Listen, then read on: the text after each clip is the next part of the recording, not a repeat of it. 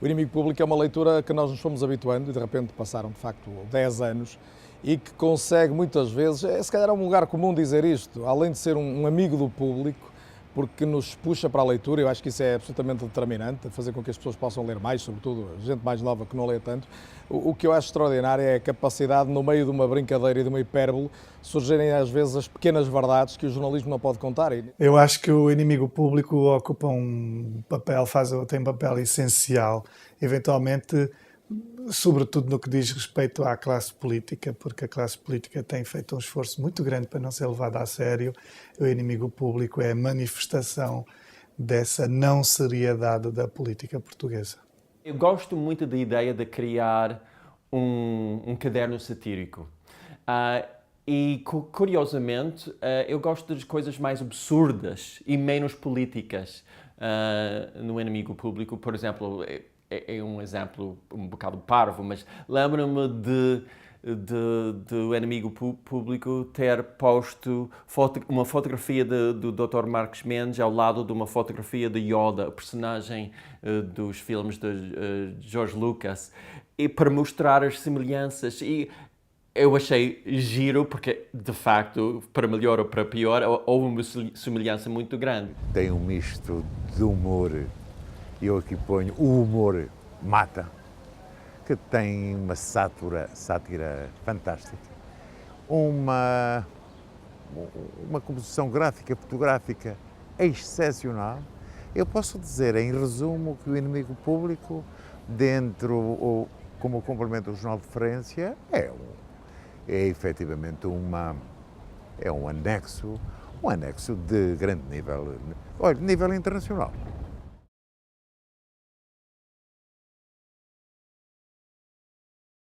Fugindo ao lugar comum, que é falar das guerras, dos incêndios e tudo isso que é evidente não devia ter acontecido, se calhar sem fugir tanto assim àquilo que é mais óbvio no momento, talvez não devessem ter acontecido umas quantas PPP, uns quantos swaps e com isso não devesse ter acontecido um corte de salários, um corte de pensões. Andamos todos à volta de decisões que foram tomadas e que fatalmente acabam por atingir aqueles que não as tomaram. O caso BPN, salvar o BPN foi um tiro na nossa consciência. A entrada do FMI, todo este resgate histérico, o início do pagamento de uma dívida que em grande parte não nos compete, a morte de algumas pessoas. Muito recente, em setembro, este mês, foi aprovado em Conselho dos Ministros um novo Estatuto para Ensino Particular. Eu acho que é chamado o Cheque Ensino, em que o Governo vai apoiar indiretamente, através destes cheques, os colégios particulares e privados.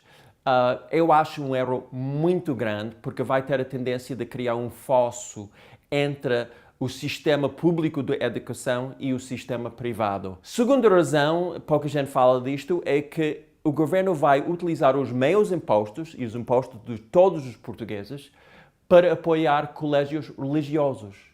Eu sou a favor de uma separação absoluta e total entre religião e governo. Porquê?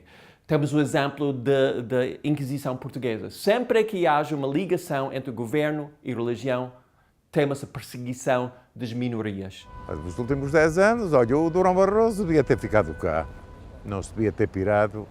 Isso foi uma patetice, uma vergonha. Olha, não devia ter acontecido a extrema caviar e os comunistas e a direita e a extrema-direita juntarem-se todos, exatamente para a gente pedir andar de chapéu na mão estendido ao Banco Central Europeu, o FMI e essa companhia toda, que toda a gente sabe quem é essa gente, portanto, que derrubaram estupidamente o senhor engenheiro Sócrates.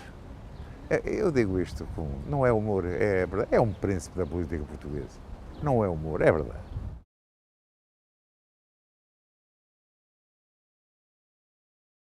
O inimigo público teve, ao longo da sua vida, um papel importante na crítica e na colocação das ideias políticas sob um prisma totalmente diferente. Acho que essa é uma enorme mais-valia da democracia portuguesa, porque coloca as políticas e os políticos sob uma crítica diferente, muitas das vezes até num ângulo que não era antevisto por ninguém. Espera-se que agora que está prestes a entrar na adolescência, que até aumente a sua irreverência. Acho que esse é quer o desejo, quer a expectativa dos portugueses. O Inimigo Público é aquele jornal que, se um dia fosse enviado para uma ilha deserta e só pudesse receber um jornal, escolhia esse. Eu tenho duas opiniões sobre o Inimigo Público. Uma é má, porque me obriga a gastar dinheiro à sexta a comprar o público. É o único dia que eu compro o público por causa do Inimigo Público. Acho que deve ser um suplemento gratuito para fazer rir quem gosta de se rir e, portanto, não nos obrigar a comprar o público, ler aquela chatice e ter que pagar aquilo só por causa de ter o prazer a seguir de ler o Inimigo Público. Claro que, em contrapartida, a coisa boa que tenho a dizer é que, se eu ainda estou vivo, devo muito ao Inimigo Público, porque toda a gente diz que rir, faz bem à saúde e eu, pelo menos às sextas-feiras, rio-me durante um bom par de horas. E isso também eu devo ao Inimigo Público. Obrigado, Inimigo Público. O riso tem uma função social grande. Aliás, na medicina também se diz que liberta endorfinas e, portanto, é bom para a nossa saúde rir-nos. Eu não sou um grande apreciador do típico humor português, que é pesado, quando não de mau gosto. E sempre achei que o Inimigo Público estava muito mais próximo do tipo de humor que eu gosto. Completamente deslocado, aqui e ali, a fazer-me lembrar os meus queridos Monty Python, etc.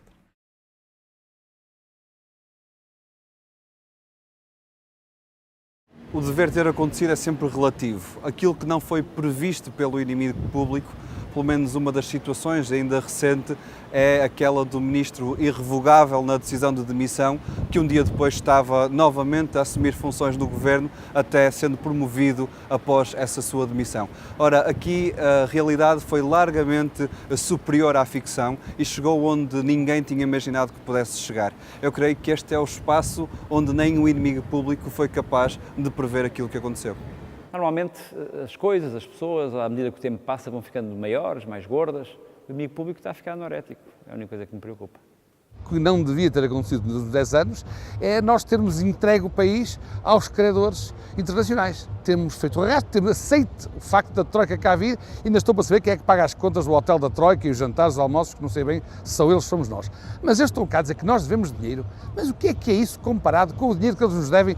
Temos descoberto o Brasil, temos descoberto a Índia, as especiarias, a roda. Bem, esses hoje que comem bife de pimenta em qualquer parte do mundo, é Portugal que o devem. Quanto é que nós temos a ver dessas descobertas que fizemos, das alegrias que demos aos alemães, aos franceses, aos espanhóis? Vêm para cá, fazem o que lhes apetece. Se não fossem os descobrimentos portugueses e se não fosse Portugal estar de braços abertos para os receber, eles eram povos ainda mais tristes, ainda mais infelizes, ainda mais ignorantes.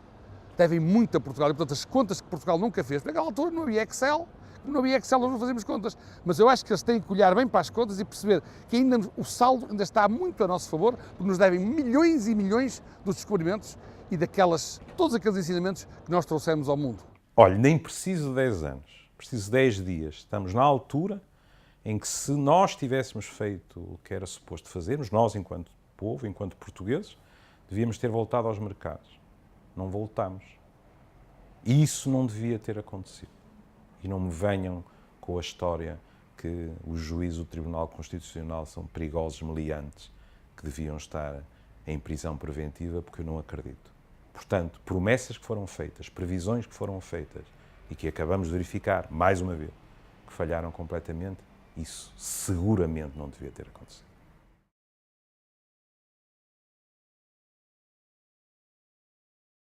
O inimigo público é um excelente suplemento, tem um pequeno problema. Nem sempre o humor do inimigo público consegue acompanhar a realidade política nacional. É demasiadas vezes ultrapassado pelo corpo principal, pelo suplemento humorístico que é o Jornal Público.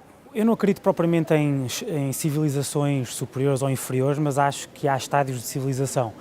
E um estádio superior de civilização é aquele em que as pessoas deixam de rir dos outros e passam a rir-se de si próprias.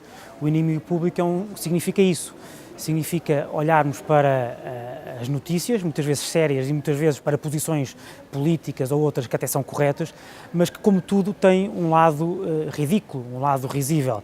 E o inimigo público significa isso, significa Portugal ter dado um passo em frente rumo a uma civilização alegadamente superior, porque se passou a rir de si próprio. Penso que começou muito bem, mas agora está-se a deixar apanhar pela realidade. Já começa a ser difícil inventar o que não aconteceu quando o improvável acontece todas as semanas. Ainda por cima, como eu não tenho estado no Parlamento a dizer disparates, já também não aparece há muito tempo e isso está-me a deixar um bocado triste. Acho que é um projeto condenado ao desaparecimento e ao fracasso, porque a concorrência da realidade nos últimos tempos tem sido tanta que eu não vejo possibilidades do inimigo público sobreviver, a não ser que se converta, que se apresente como um jornal de referência e um jornal sério, e aí sim poderá concorrer com outros, mas como projeto humorístico está condenado ao fracasso e a desaparecer.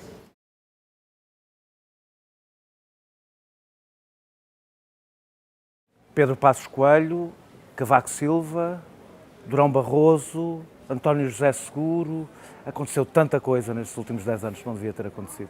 Uma crença excessiva, porventura infinita, numa espécie de determinismo político progressista que achava que Portugal ia ter sempre dinheiro e que o Estado ia sempre sobreviver e portanto, neste momento está absolutamente contraditada pela realidade. O engenheiro Sócrates? Pedro Passos Coelho, Pedro Passos Coelho, Pedro Passos Coelho, Pedro Passos Coelho e Pedro Passos Coelho.